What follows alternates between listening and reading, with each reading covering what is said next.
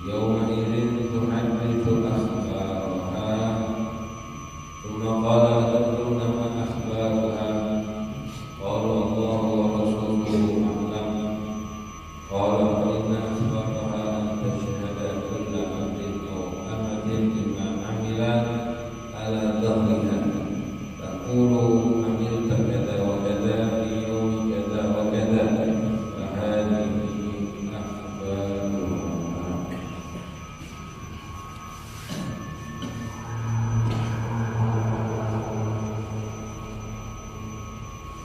Alhamdulillah, syukurillah, bersyukur kepada Allah Subhanahu wa taala segala nikmatnya. Alhamdulillah kita bersyukur kepada Dia Subhanahu.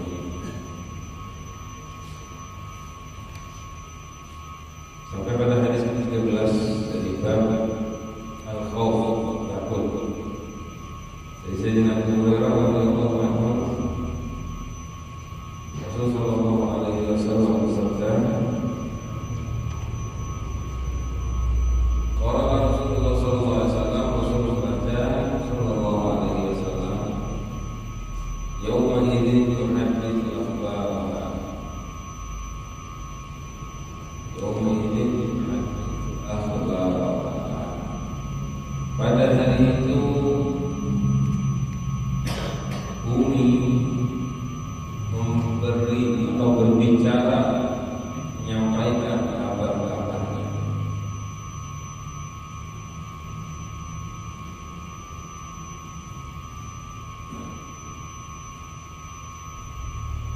Tsumma qala Rasulullah ngomong kepada para sahabat, "Tadruna ma akhbaruha?" Kalian tahu apa kabar yang disampaikan bumi tadi? Bumi kan menyampaikan kabarnya. Apa kabarnya?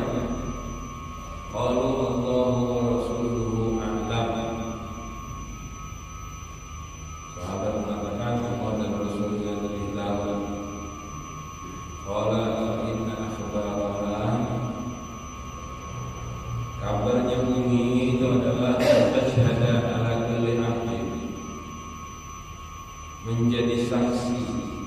Ala itu saksi yang melawan, saksi yang memberatkan, bukan saksi yang menyelamatkan ya. Syahidah ala itu saksi yang memberatkan.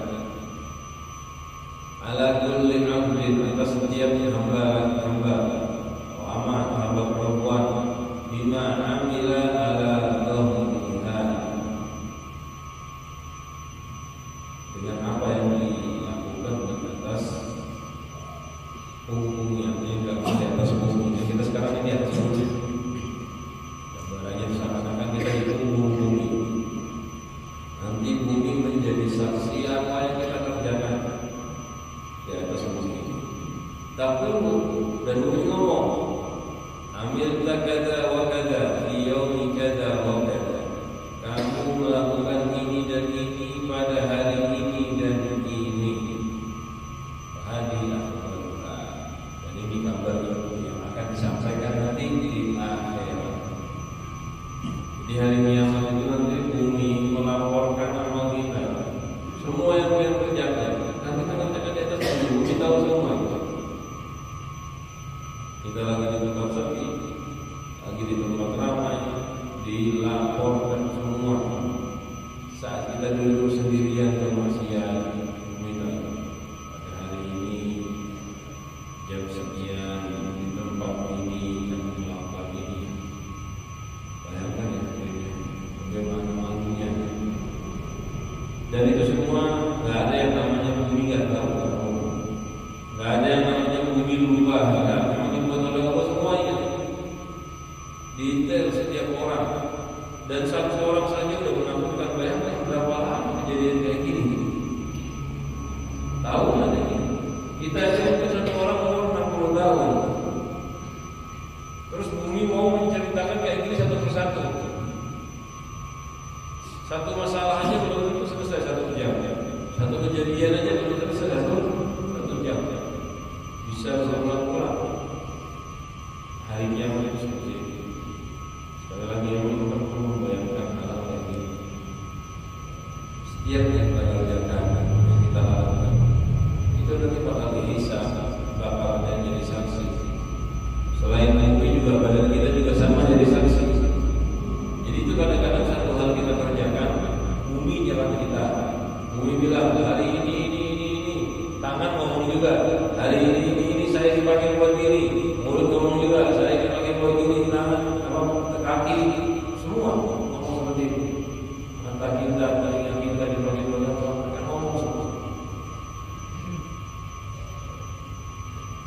Jadi satu permasalahan aja mungkin saksinya banyak benar. Ya kayak orang sidang kan gitu. Orang kalau di sidang itu kan kadang saksinya ada satu, ada dua, ada tiga. Kita jadi saksi bahwa kita bumi, catatan amal kita, malaikat, badan kita sendiri juga. Mulut kita ini ngomong tapi bukan kehendak kita lagi gitu. Yang ngomong siapa? Kehendaknya Allah. Semua ngomong dengan sendirinya. Kita nggak bisa apa. Ini yang sebenarnya perlu kita ingat-ingat. Perlu kita ulang-ulang agar kita tidak berubah. Ini walaupun kita sudah baca hadis saja, kalau kita nggak pernah ulang-ulang kan nggak kita hadir majelis takut ulang-ulang. Hanya kita perlu ulang-ulang. Wah bisa kita beri. Lalu hadis selanjutnya dari sini bisa kita beri radhiyallahu anhu qala Rasulullah sallallahu alaihi wasallam bersabda, "Kaifa an'am kaifa an'am kaifa an'am wa sahibul qarni qad yulaqam al-qarn wastama al-idna mata yu'maru bin-nafsi fayahu ka'anna dhalika taqul ala ashabi Rasulullah sallallahu alaihi wasallam wa qala lahum qulu hasbunallah wa ni'mal wakeel."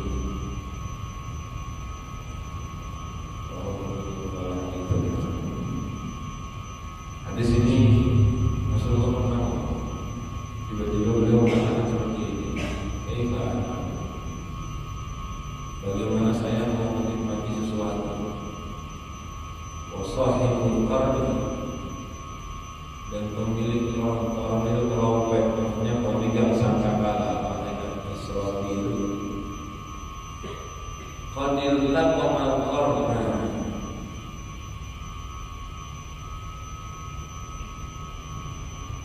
telah iltaqam.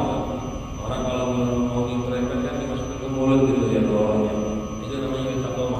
Ditempelkan ke mulutnya. Ini zaman Rasulullah di dalam tahun yang lalu. Malaikat dia sangkakala sudah meletakkan sangkakala di bibirnya. Wastama al-idna. Istama itu memperhatikan menunggu sesuatu. Jadi mendengarkan dengan seksama.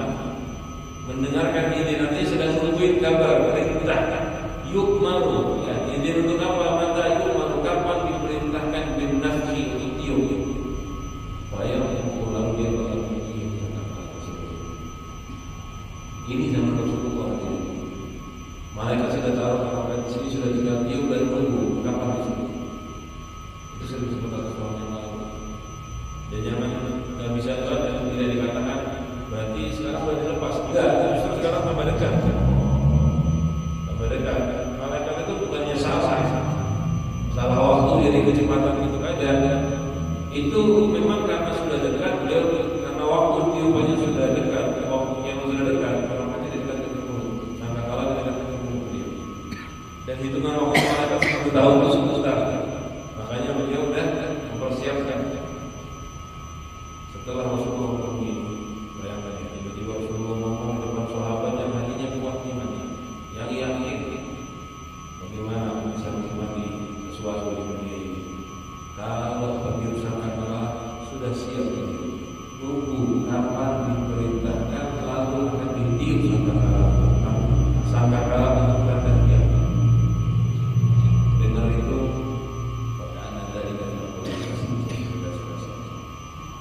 itu membuat seakan-akan membuat berat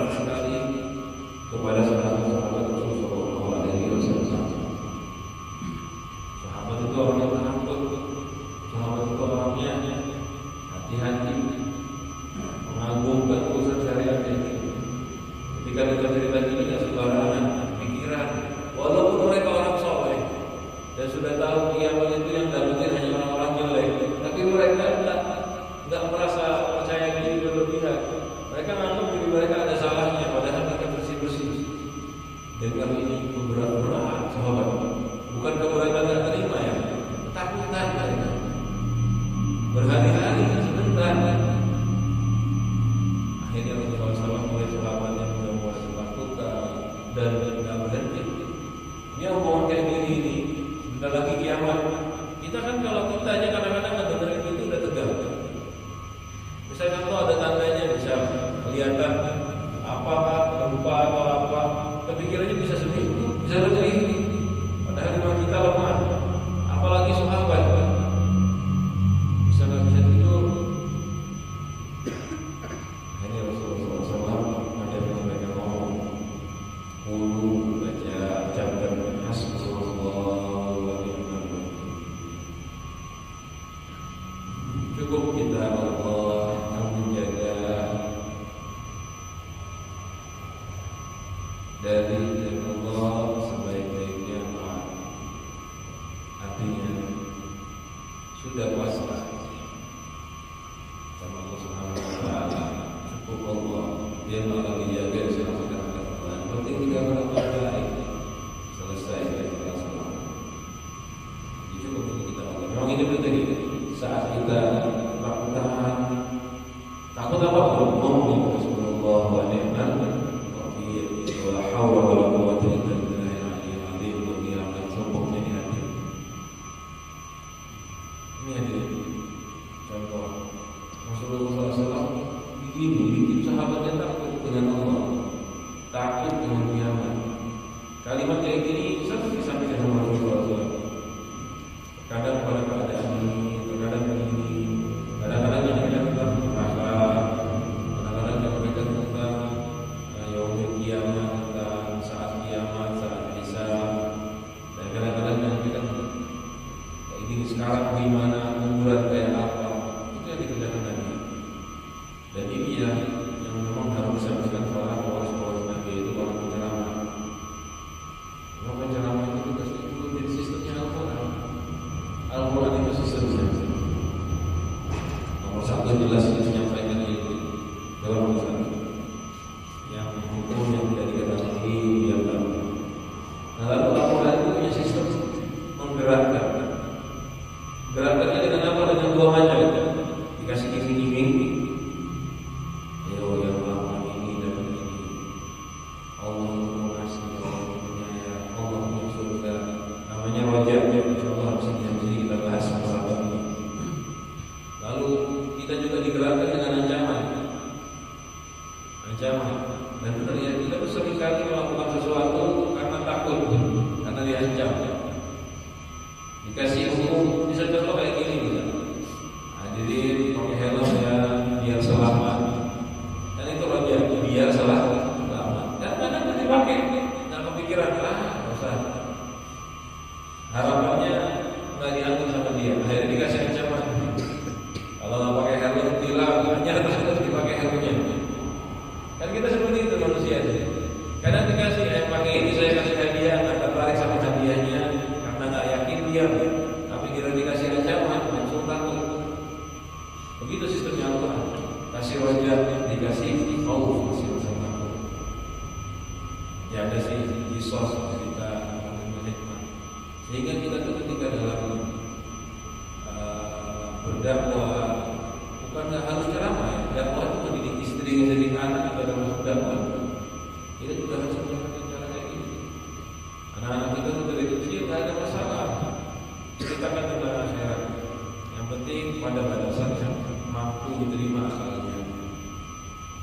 Anak kecil kalau saya terlalu dalam membahas tentang akhirat, silakan aja nanti kita bakal meninggal. Nanti setelah dunia ini meninggal lalu hidup kekal di akhirat. Ada surga ada neraka. Itu aja saja. Surga itu tempatnya nyaman, neraka itu tempatnya ada tempat bersiksa. Ditanamkan keyakinan tentang surga dan neraka dari mulai kecil. Agar apa? Agar mereka menunggu dalam keadaan takut kepada Allah Subhanahu wa taala. Rasulullah itu mendidik sahabatnya begitu, biar takut terus berulang-ulang.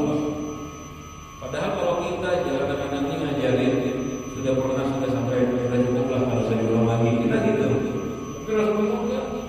Lihat kadang-kadang hadis itu tahu maknanya sama, tapi diriwayatkan itu orang sahabat. Pada kejadian ini Rasulullah ngomong, kejadian sini Rasulullah ngomong, kejadian sini Rasulullah ngomong lagi. Bikin kita takut kepada Allah. Itu pentingnya takut kepada Allah. Dan khususnya hadis kayak gini ya. Coba bayangkan diri, 1400 tahun yang lalu sama dia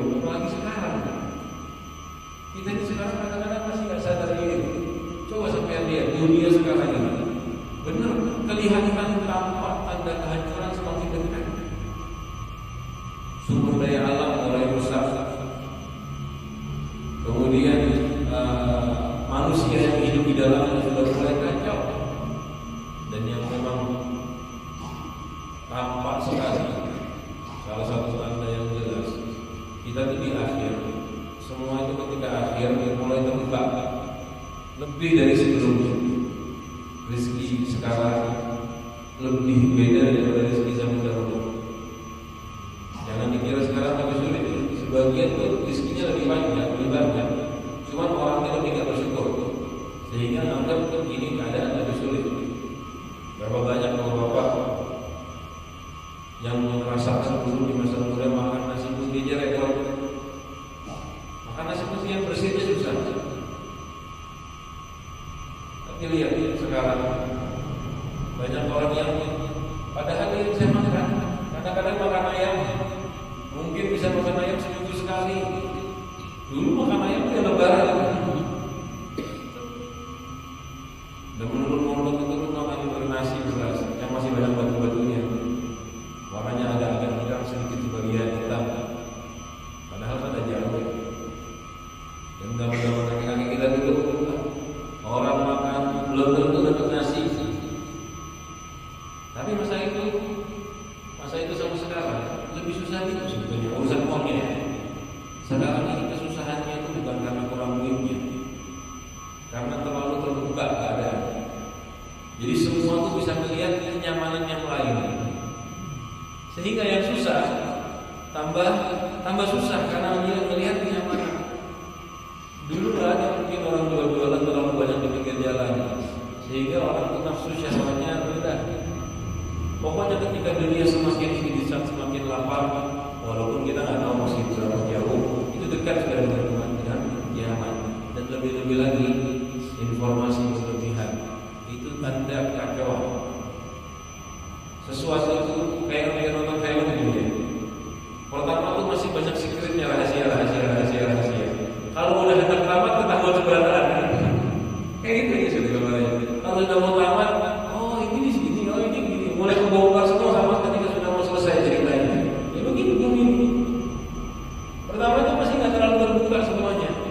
Ketika sudah dekat kiamat, mulai kebongkar semua cerita.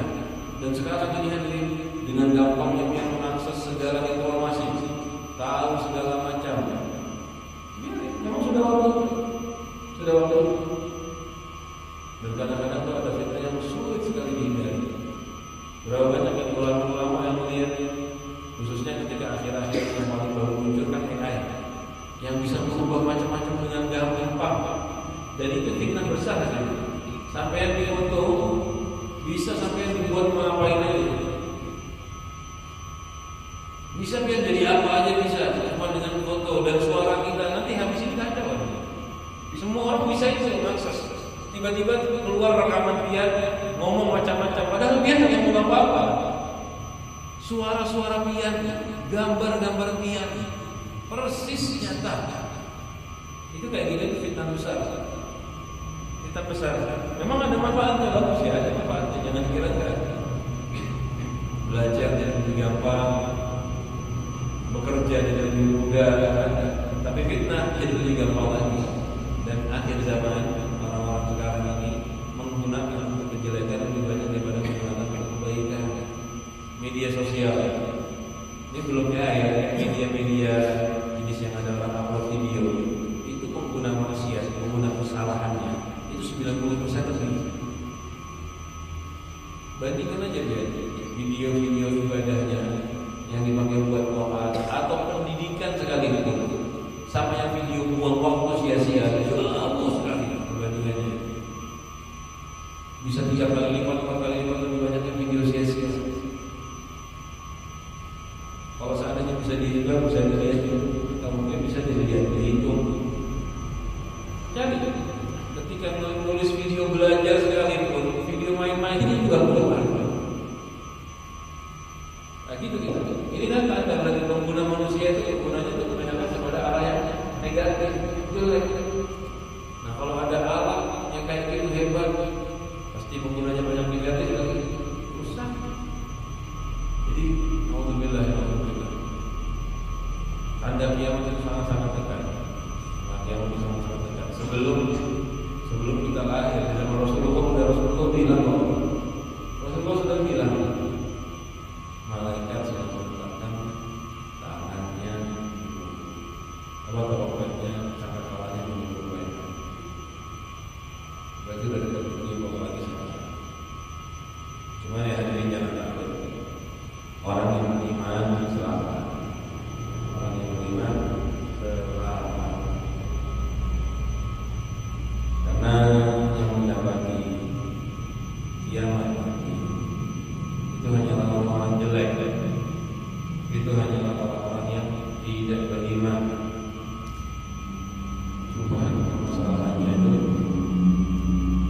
Kita ini bagus apa jelek?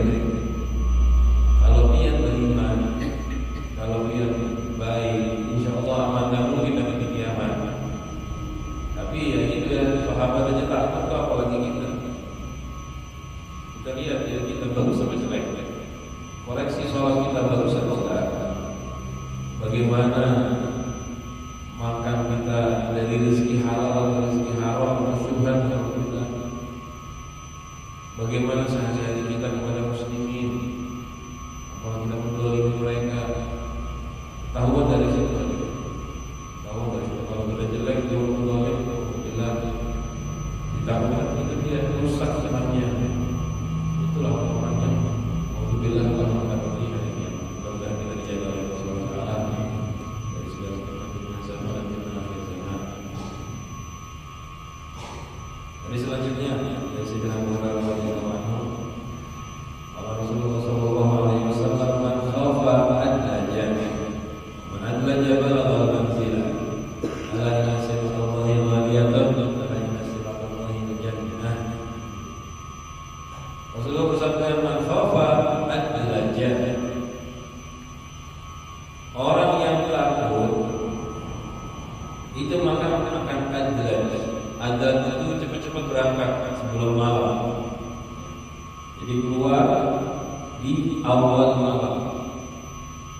Itu dia orang yang, dan orang yang adlaj yang cepat-cepat berangkat, bakal manzilah, dia bakal sampai ke rumahnya dan tempat tinggalnya. Ini gambaran dari Rasulullah. Yang ketakutan di luar, cepat-cepat pulih. Yang ketakutan di jalan, cepat-cepat berangkat. Orang yang bercepat-cepat, dia akan sampai. Yang tak tunda-tunda, dia akan sampai ke rumah. Nah, ini kiasan kata ulama. Orang yang takut kepada Allah, takut akhirat, takut kiamat, takut mati, dia cepat-cepat lari meninggalkan maksiat, berangkat ke mana? Menuju taubat. Nah, orang yang cepat-cepat taubat, cepat-cepat taubat, tidak ditunda nanti, dia bakal sampai, bakal selamat, bakal selamat. Gitu. Itu gambaran ya. Kita disuruh cepat-cepat tinggalkan maksiat yang menuju taubat. Jadi digambarkan oleh Rasulullah SAW seperti itu. Atau juga bisa digambarkan begini. Kita ini sedang berjalan menuju akhirat, sedang berjalan menuju kesuksesan akhirat. Nah, orang-orang yang takut pasti berjalannya secepatnya, jangan sampai terlambat. Jadi itu gambaran. Kalau orang takut kan berarti ada yang ganggu. Siapa yang ganggu? Setan. Setan itu mengganggu kita ketika kita sukses di akhirat. Nah, kalau orang takut, dia cepat-cepat mengejar akhirat, cepat-cepat ibadah, sehingga belum sempat digoda setan atau setan nggak mampu mengganggu dia karena dia terburu lari meninggalkan setan. Seperti kita ya. Suruh jangan tunda amal, maksudnya begitu. Jangan tunda taubat, jangan tunda amal soleh. Kita semua sadar dengan dosa, langsung secepatnya bertobat. Secepatnya bertobat. Kita tahu kita kurang beramal soleh, cepat-cepat beramal soleh. Ngaji Al-Quran jangan tunda-tunda lagi. Ada waktu kosong langsung buka Al-Qurannya ngaji.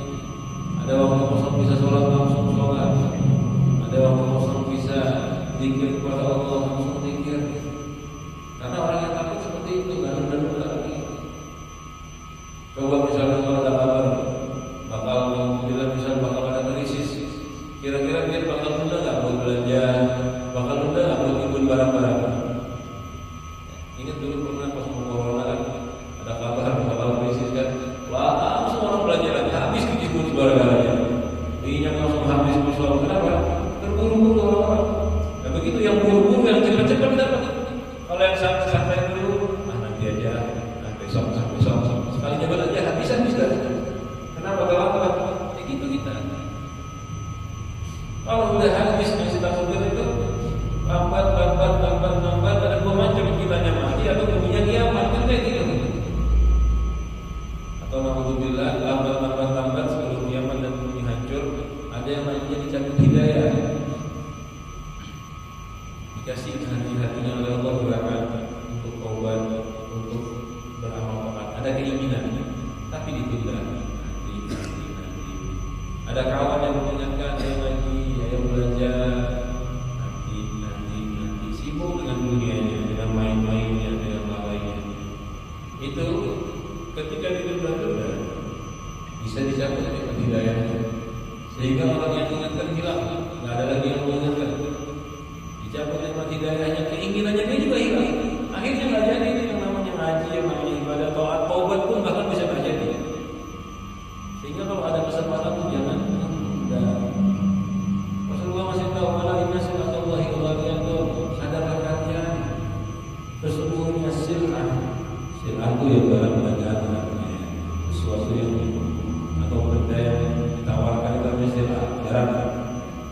yang bisa dinikmati itu sama istilah. Barang yang ditawarkan oleh Allah kepada kita itu mahal. Ala nasihatullah wal jannah. Ketahuilah silahnya Allah, barang yang ditawarkan oleh Allah adalah surga. Surga itu gak murah, ini mahal. Yang kepengen masuk surga berapa? Buka Al-Quran yang ngaji, sholat, baca zikir, jauhi maksiat, tinggalkan ngomong sia-sia di masjid, di jalan, di rumah, jauhi hal yang sia-sia selain. Ini hadis itu Rasulullah mengajar kepada kita, jangan mudah amat, semangat. Yang kepengen sukses surga, surga itu tak murah, hadirin, mahal. Semangat mengajarnya. Kalau kita mengajarnya lalai, ya naudzubillah, ditakutkan hidayahnya bisa dicabut, akhirnya nggak bisa lagi beramal soleh, beramal baik. Berapa banyak kalau kita mungkin merasakan pernah punya keinginan mau beramal dengan pengajian, bisa mengaji Al-Quran, dengan pengajian fadilah ngaji Al-Quran, pasti pengajian dulu mengaji dulu dengan menghafal Al-Quran, mulai sekarang mau mengaji sehari sejus bisa. Balik ke rumah, nanti dulu lagi, nanti belikan sebentar, istirahat dulu, nanti siang, sore nanti malam baru ngantuk, besok pagi mulai ngaji, pagi sibuk, nanti siang, nanti sore, setahun sampai ketemu Ramadan hanya dibuka Al-Quran. Kadang-kadang kita begitu. Nanti sehari, gak usah sehari, 2 hari ya, biasanya sejuta aja ini kalau kita muda, sudah hilang hidayahnya. Kita hanya pengajian ini. Kadang-kadang dapat keinginan beramal soleh, pulang ke rumah niatnya mau langsung dikerjakan, kita tunda. Contoh misal, kadang-kadang pengajian kayak subuh ini diajar cara sholat duha, semangat sholat duha, sampai ke rumah ditunda, sarapan dulu. Tapi sarapan dulu nggak jadi duha. Entah masih ingat dianya malas atau dicabut oleh Allah sampai dia lupa sekali itu. Sering kita merasakan kayak gitu kalau kita sadar ini mudah-mudahan, sehingga jangan sampai kita lalai, jangan mudah amat. Kalau yang mudah berhasil, kalau yang semangat, yang cepat-cepat, ya Allah berhasil. Terakhir dari 19 dalam bab dari Siti Aisyah radhiyallahu anha dan mengatakan sampai Rasulullah pun yusyarun nasu yawmal qiyamati qurratan qurrah. Manusia dibangkitkan di hari kiamat nanti qurratan. Qurrah itu apa busana seperti baru lahir. Qurla sama ya, qurla itu seperti baru lahir, maksudnya belum dihitam. Qurla itu belum dihitam. Jadi kita tuh lahir seperti baru bangkit seperti baru lahir. Qurrah nggak pakai pakaian, karena busana, qurla belum dihitam. Ketika Rasulullah ngomong itu, Siti Aisyah nanya, Siti Aisyah masih muda ya. Siti Aisyah itu Rasulullah meninggal umur 16 tahun. Jadi hidupnya sama Rasulullah masih sangat-sangat. Jadi pertama kali dengar hadis ini ngomong, ya Rasulullah, ar-rijal wal nisa jami'an yanturu ba'dhum ila ba'dhin. Ya Rasulullah, laki-laki dan perempuan semuanya saling melihat ya Rasulullah. Kan Siti Aisyah tahu ketika bangkit kumpul di sana. Terus diutus dibangkitkan manusia tanpa pakaian. Gimana ya Rasulullah dan perempuan? Qala Rasulullah jawab, ya Aisyah, al-amru asyaddu min an yuhibbu dzalika. Keadaan di akhirat nanti saat manusia bangkit, asyaddu itu sangat berat, keadaannya menakutkan, ya sehingga tidak membuat mereka sampai mau kepikiran tentang itu. Kepikiran sebelahnya ada berpakaian, ada lagi gitu. Tapi riwayat dalam riwayat al-amru ahammu, keadaannya lebih menakutkan, lebih penting min yanzura ba'dhum ila ba'd, daripada saling melihat satu sama lain. Kita tuh gitu ya, kalau ada hal penting yang lain tidak diperhatikan. Kalau udah fokus sesuatu, yang lain bahkan kadang-kadang nggak terlihat. Berapa kali kita duduk lagi bingung, lagi tegang, ada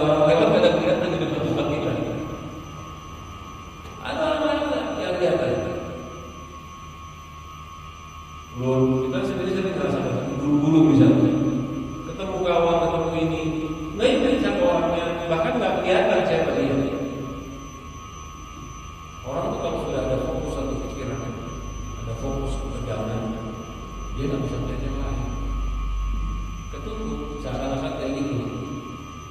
Bukan ketutup di hijab, nggak ada di sekitar mereka, tapi mereka nggak tahu. Kenapa? Ya begitu. Orang itu sangat terbatas sekali. Apalagi kayak pertanyaan di hari kiamat nanti. Tentang di hari kiamat nanti membuat manusia nggak bisa mikir apa-apa. Mau ada siapa di depannya nggak tahu, di belakang kanan kirinya apalagi, di depannya dia nggak tahu. Cuma yang dipandang hanyalah amalnya. Dia melihat di kanan amal baiknya, dan kiri amal jeleknya di hadapannya Allah. Itu aja. Kalau mereka selamat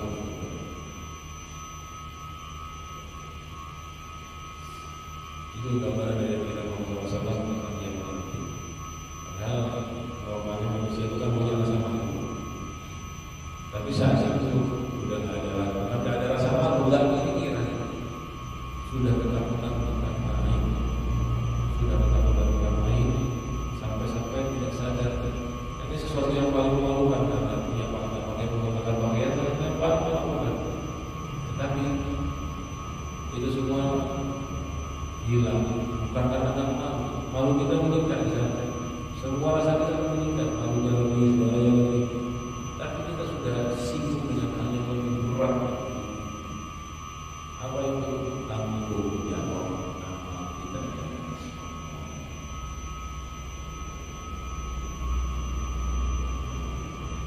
Ada seorang hari yang dikatakan perempuan yang sedang hamil gugur anaknya. Perempuan yang sedang menyusui ditaruh anaknya, seperti yang kita baca sebelumnya. Buat para wanita yang sedang hamil gugur, jatuh anaknya. Itulah keadaan hari kiamat. Apalagi urusan pakaian. Ini hadis terakhir dari kita baca sekitar sama riwayat-riwayat yang hadis bawahnya intinya 16 hadis dan ayat-ayat. Khauf sekali lagi adalah rasa takut yang timbul dari ilmu. Semua dari ilmu ya. Belajar dengarkan ayat, dengarkan hadis seperti yang kita baca, timbul takut kepada Allah. Yang efek takut kepada Allah ini membuat kita meninggalkan maksiat, membuat kita meninggalkan taat. Dan hebatnya khauf takut kepada Allah itu malah menggerakkan kita lebih dekat atau tambah dekat kepada Allah. Itu hebatnya Allah. Jadi orang itu kalau takut sama Allah malah mendekatkan, malah tambah dekat. Tapi kalau kita takut sama manusia, kita menjauh. Sama makhluk kita takut menjauh, menghindar, nggak mau dekat. Untuk takut sama Allah kehebatannya apa? Kita malah mendekat kepada Allah. Itu baru takut sebuah. Nah, ada mirip sama khauf, tapi nggak terlalu jelek. Disebut dengan putus asa atau disebut dengan iyas. Nah, putus asa itu begini, takut tapi kelewatan dengan cara yang salah. Ya gitu, aslinya itu takut berlebihan, kelewatan dengan cara yang salah. Hasilnya apa? Sudahlah, mau jual saya. Nah itu namanya putus asa ini. Ini contoh misalnya, dia mau membuat sesuatu yang dia belum bisa. Ada rasa-rasa takut tidak jadi. Ada rasa-rasa tidak jadi. Tapi kan tetap kita buat kan. kuat. Walaupun takut, saya masih ada kemungkinan bisa yakinnya. Walaupun saya takut, masih ada kemungkinan bisa begini. Nah, kalau orang yang meyakini nggak ada kemungkinan dan takut, nggak mungkin mulai bikin. Percuma juga, nggak mungkin bisa sudah. Pasti ditinggalkan.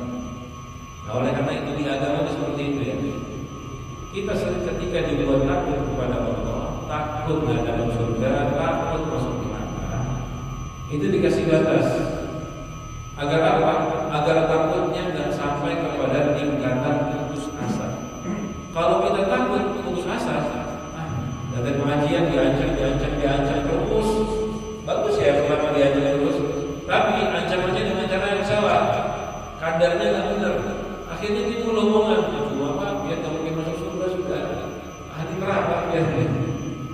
Ketika dapat omongan kayak gitu di pikiran kita, kira-kira apa yang kita lakukan? Akhirnya malas taat kan? Sama-sama masuk neraka sebagian aja gitu maksiat. Karena ada omongan orang kayak gitu. Nah, itu dia itu takut yang terlewatkan dengan cara yang salah. Makanya syariat membatasi, bukan membatasi takut, takutnya teruskan sebanyak mungkin, tapi dikasih rasa tambahan, ditambahi yang namanya babul rojak harapan. Walaupun kita takut, saya takut nanti nggak masuk surga, saya takut masuk neraka, takut, tapi juga ada, tapi bisa juga ada kemungkinan saya masuk surga, ada kemungkinan karena Allah mengasih, Allah menyayang. Nah itu perlunya khauf diiringi takut agar putus asa. Kalau cuma dapat makin masuk neraka udah kata mungkin lagi nggak masuk surga. Kalau digituin kira-kira gimana kita?